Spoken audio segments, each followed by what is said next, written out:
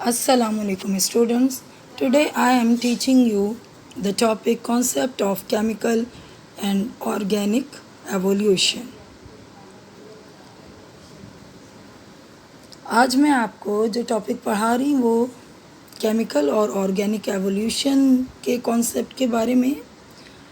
The modern view of origin of life stresses upon the idea of the chemical evolution, यानी modern जो point of view है उस वो origin of life का के जिस व्यू पर स्ट्रेस करता है, जोर देता है, वो क्या है? Chemical evolution. And ties its origin to the history of the earth, और फिर उसको अर्थ की हिस्ट्री से टाई कर देता है, जोड़ता है. एंड द प्रिमिटिव एटमॉस्फेयर, और जो हमारा प्रिमिटिव एटमॉस्फेयर है उस पर. ही डिड इट हैपन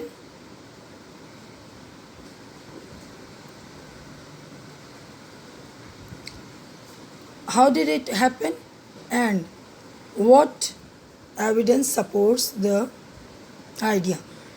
अब ये कैसे हुआ और इसको सपोर्ट करने के लिए कौन से एविडेंसेस मिलते हैं. In the beginning the universe was an intensely hot point. ज़मीन जो है वो इनिशियली शुरू में बहुत ज़्यादा हॉट थी. Where matter and energy were indistinguishable, जिसमें मैटर और एनर्जी जो थे उनको आइडेंटिफाई नहीं किया जा सकता था, उनको एनालाइज पहचाना नहीं जा सकता था. अबाउट 15 बिलियन ईयर्स अगो, और 15 बिलियन ईयर्स अगो क्या हुआ कि there was a big bang, huge explosion. एक बहुत बड़ा बैंग हुआ, मीन्स धमाका हुआ कायनात में, यानी स्टार्स जो थे वो आपस में टकराए. The universe started expanding. अब इससे क्या हुआ? कायनात जो थी वो एक्सपेंड हो गई, यानी फैलना शुरू हो गई. And the temperature drop drastically, और इस तरह से जो टेम्परेचर था वो आहिस्ता आहिस्ता कम होना शुरू हो गया. In time about 4.6 billion years, और इसी दौरान 4.6 बिलियन ईयर्स पहले क्या हुआ? Our earth and other planets appeared as part of the solar system. Because our universe is comprises on many solar system, and our earth is also from one of these solar systems. तो ये जो अर्थ है और ये जो planets हैं, 8 planets हमारे, ये अपीयर हो गए. The primitive atmosphere of the earth was rich in hydrogen, और जो ये प्रिमिटिव एटमॉस्फेयर था इसमें सबसे ज़्यादा चीज़ क्या पाए, कौन सी गैस या एलिमेंट पाया जा रहा था? हाइड्रोजन. क्योंकि ये एक्सप्लोजन के नतीजे में अर्थ जो है वो फॉर्म हुई है, तो hydrogen has an ability to burn. तो हाइड्रोजन में क्या सलाहियत होती है? बर्निंग की होती है. और क्योंकि अर्थ जो है वो एक्सप्लोजन यानी बर्निंग धमाके ही की वजह से वक़ूफ़ पज़ीर हुई है, तो इसीलिए यहाँ पर सबसे ज़्यादा क्या मौजूद था? Hydrogen. Soon gases from the very hot and liquid core of the earth added more elements to this atmosphere. अब ये जो हाइड्रोजन एटमॉस्फेयर में मौजूद है, तो इसने क्या किया?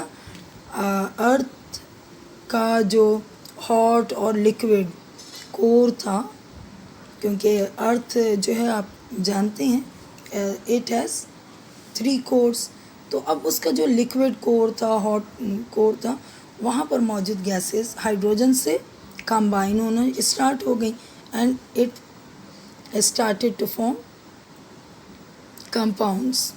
अब क्या बनना शुरू हो गए? कंपाउंड्स. यानी गैस किसी और एलिमेंट से कंबाइन हुई और कंपाउंड बनना शुरू। It is believe that the earth's atmosphere at this stage, और ये भी एक बिलीव है, एक ख़याल है, अक़ीदा है कि ज़मीन का जो एटमॉस्फेयर था इस स्टेज पर consisted carbon monoxide, carbon dioxide, hydrogen, nitrogen, water vapour and was exposed to intense radiation and electric spark। तो अब ये जो इसमें मौजूद एटमॉस्फेयर में कार्बन मोनोऑक्साइड था, कार्बन डाइऑक्साइड था, हाइड्रोजन, नाइट्रोजन, वाटर वेपर्स, तो ये सब जो थे ये उसका पार्ट बन गए एटमॉस्फेयर का। और फिर इनसे क्या हुआ, रेडिएशंस एक्सपोज होने शुरू हो गए और electric sparks. It hardly had any free oxygen, और फ्री ऑक्सीजन मौजूद नहीं थी। केमिस्ट्री के स्टूडेंट्स बहुत अच्छी तरह से जानते हैं, because oxygen is highly reactive, so it can live in atomic form. It exist as a molecule whose formula is O2 और O3। तो फ्री ऑक्सीजन जो है वो नहीं मिलती थी। With the passage of time the atmosphere temperature gradually dropped, और जैसे जैसे वक्त गुजरता गया तो जो एटमॉस्फेरिक टेम्परेचर था वो आहिस्ता आहिस्ता ड्रॉप होना शुरू हो गया, यानी कम होना शुरू हुआ। This allowed condensation.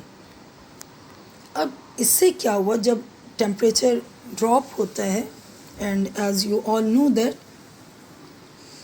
कि जब वाटर जो होता है, बॉइल्ड वाटर, उसको हम कंडेंस करना शुरू कर देते हैं, कूल ठंडा करना शुरू कर देते हैं, तो क्या होता है, वो फ्रीज़ होना स्टार्ट हो जाता है।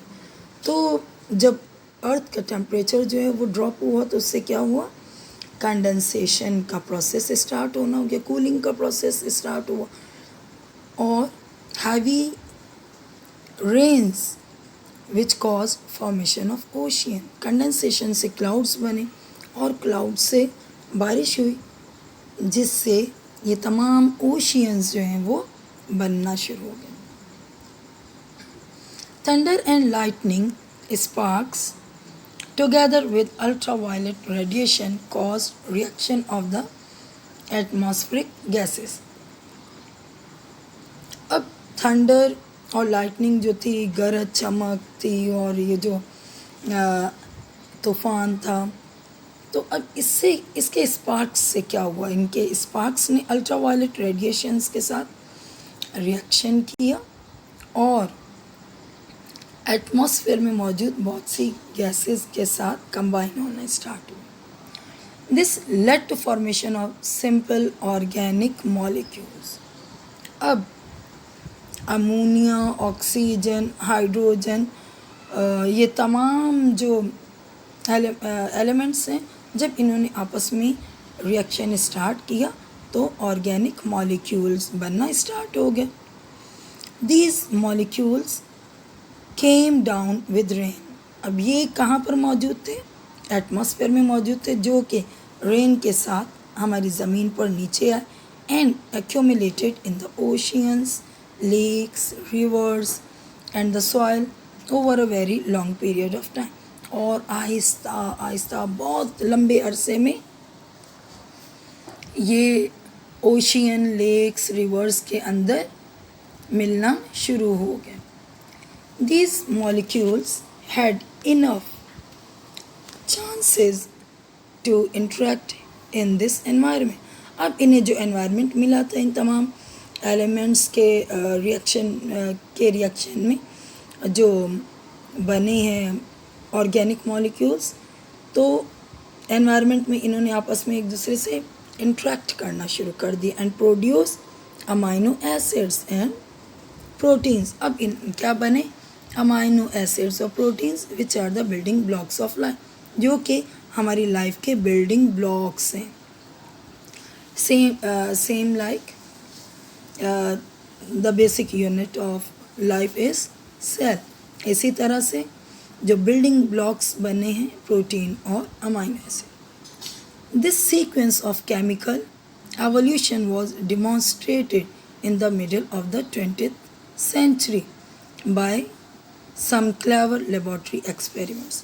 कुछ बहुत ही ज़रूरतमंदाना लेबॉर्ट्री एक्सपेरिमेंट्स के नतीजे में क्या हुआ कि 20th सेंचुरी में केमिकल एवोल्यूशंस को डिमॉन्स्ट्रेट करके दिखाया गया, बताया गया। Scientist were able to produce amino acids and simple sugars from a mixture of methane. अब साइंटिस्ट जो थे वो इस काबिल हो चुके थे कि वो प्रोड्यूस करें सिंपल शुगर और अमाइनो एसिड्स मीथेन से, अमोनिया से और हाइड्रोजन से और फिर plus water. By exposing it to electric spark, यानी इलेक्ट्रिक स्पार्क के साथ के पास इसे एक्सपोज करके रखा जाए और फिर इनका रिएक्शन करवाया जाता तो उससे अमाइनो एसिड्स जो कि ऑर्गेनिक हैं मॉलिक्यूल्स तो वो बनाए गए। More recent experiments using electric sparks in laboratory chambers have successfully produced not only amino acids and sugar। इसी तरह से जब recent experiments जो किए गए तो उनमें इलेक्ट्रिक स्पार्क्स को लेबॉर्ट्री चैम्बर में यूज़ करते हुए बहुत ही सक्सेसफुली अमाइनो एसिड्स और शुगर बनाए गए और इनके अलावा also the basic ingredients of fatty substances and DNA, और इसके अलावा डीएनए और ये सब जो हैं वो भी बनाए गए। All of which are the constituents of the life, जो कि हमारी लाइफ के कॉन्स्टिट्यूएंट्स हैं, इम्पॉर्टेंट पार्ट्स हैं।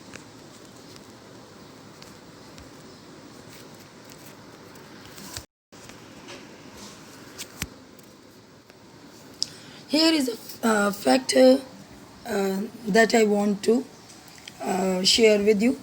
Life originated on Earth more than 7.5 billion years ago। यानी एक अंदाज़ा है कि कहा जाता है कि 3.5 बिलियन ईयर्स अगो क्या हुआ कि लाइफ जो है वो ज़मीन पर ओरिजिनेट हुई, लाइफ जो थी वो वजूद में आना शुरू हुई। We do not know how life formed. अब हम ये नहीं जानते कि लाइफ जो है वो किस तरह से उसका फॉर्मेशन हुआ है, वो किस तरह से बनी। Although the evidence is consistent with the hydrogen consistent with the hypothesis that it evolved spontaneously from chemicals। हालांकि ये एक एविडेंस जो कि एक हाइपोथेसिस पर कंसिस्ट करता है कि ये जो एवोल्यूशन है ये केमिकल से ही स्टार्ट हुआ है। यानी ये जो केमिकल एवोल्यूशन है ये जो है इसी ही की वजह से ज़िंदगी जो है वो वक़ूअ पज़ीर हुई है, ओरिजिनेट हुई है। There is considerable discussion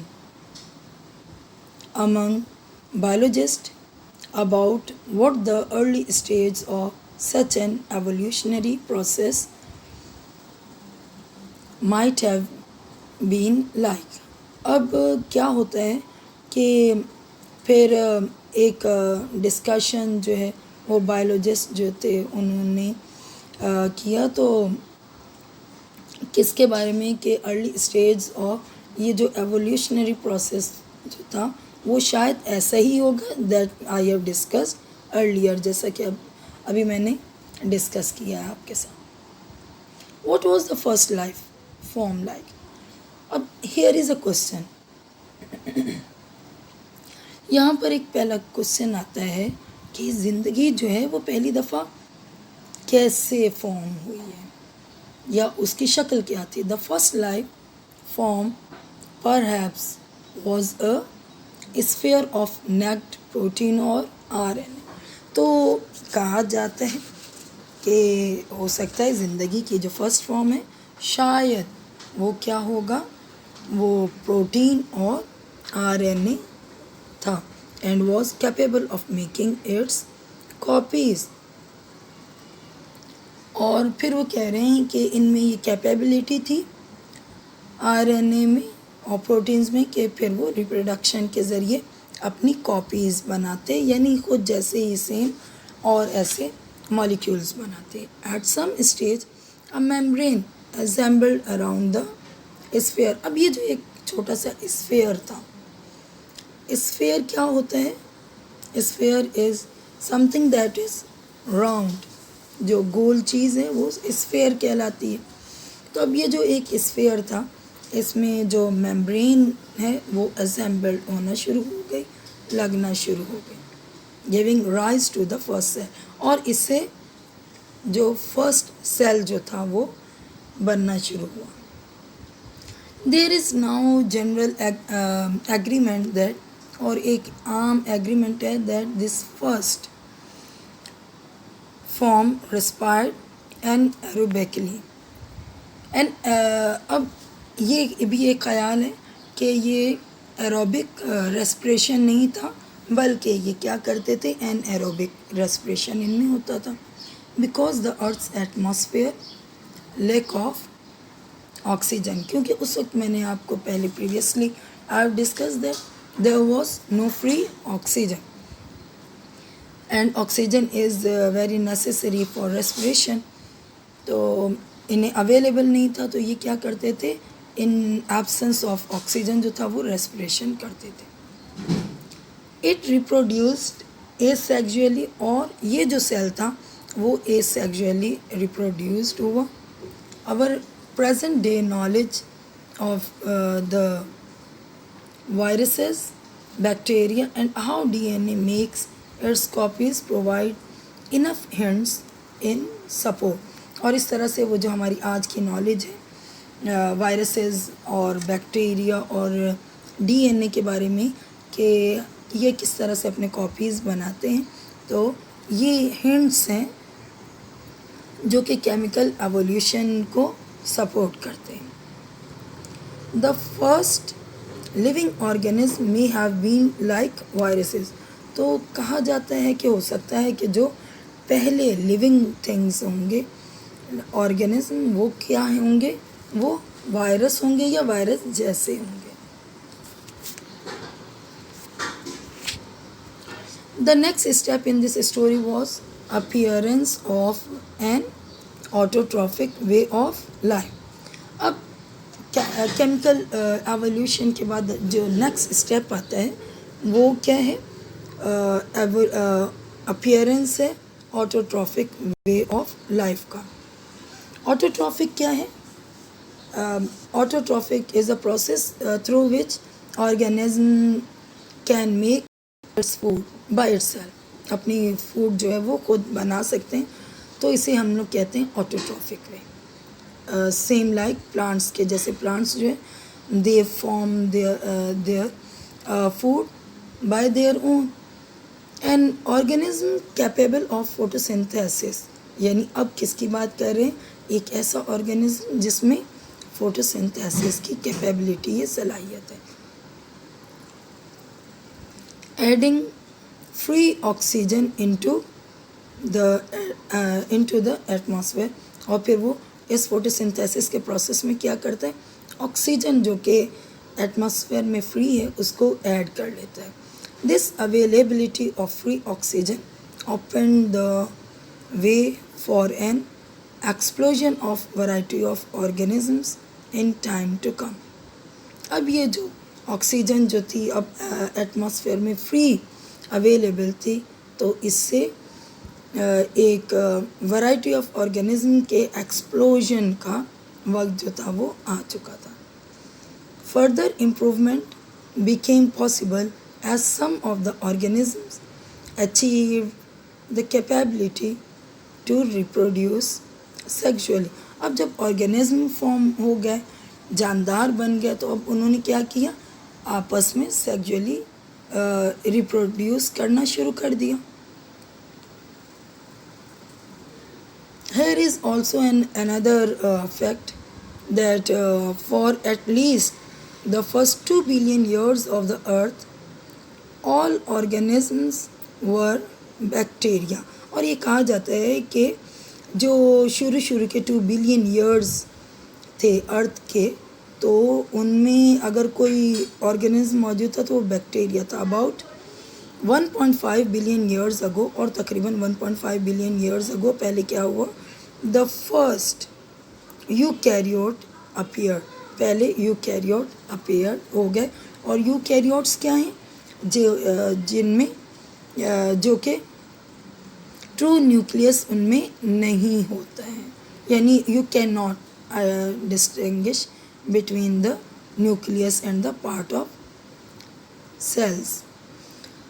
the story of origin of life. अब ये जो ओरिजिन ऑफ लाइफ की स्टोरी है हाईलाइट करती है चेंज इन मैटर, यानी मैटर कैसे चेंज हुआ. First, inorganic molecules interacted in a way. सबसे पहले क्या होता है कि इनऑर्गेनिक मॉलिक्यूल्स जो होते हैं वो इस तरह से एक दूसरे के साथ इंटरेक्ट करते हैं, रिएक्शन करते हैं कि organic molecules came into existence, कि ऑर्गेनिक मॉलिक्यूल्स बनते हैं.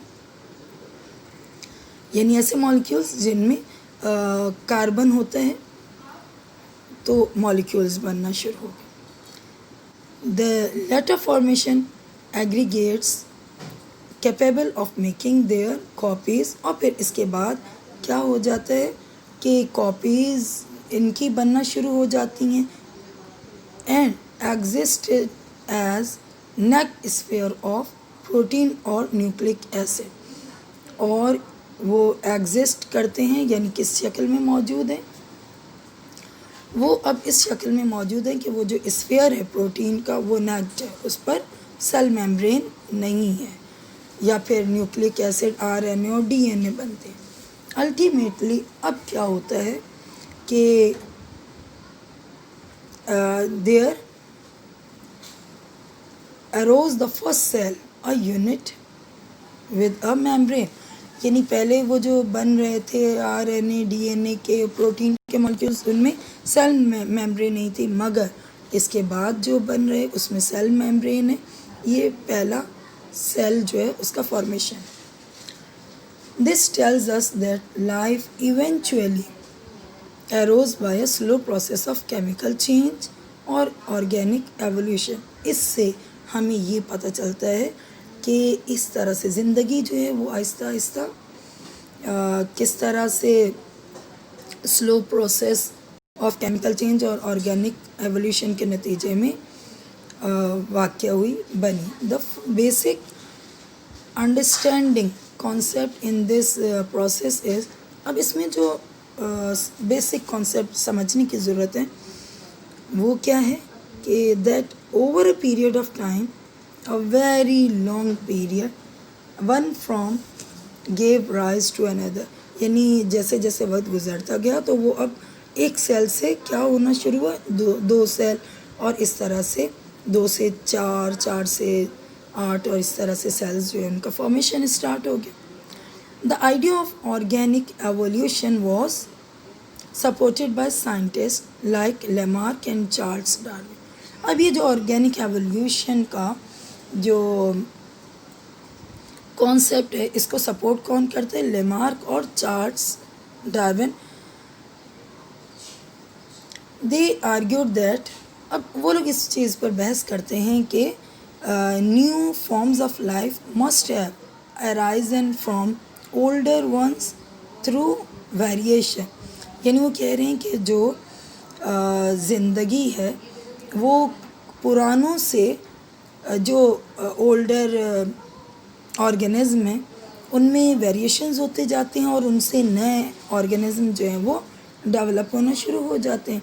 And that it was something in the process of heredity. और ये किसकी वजह से होते हैं, हेरिडिटी की वजह से होते हैं. मीन्स के these characters can be transfer from the parents to its offspring. यानी माँ बाप से उनकी औलाद में हेरिडिटी प्रोसेस के ज़रिए उनमें ट्रांसफ़र होना शुरू हो जाते हैं, which was responsible for variation, यानी हेरिडिटी का जो प्रोसेस है यही वेरिएशन के लिए रिस्पॉन्सिबल है. I think all of you have been got the important points of evolution, chemical evolution. Thank you.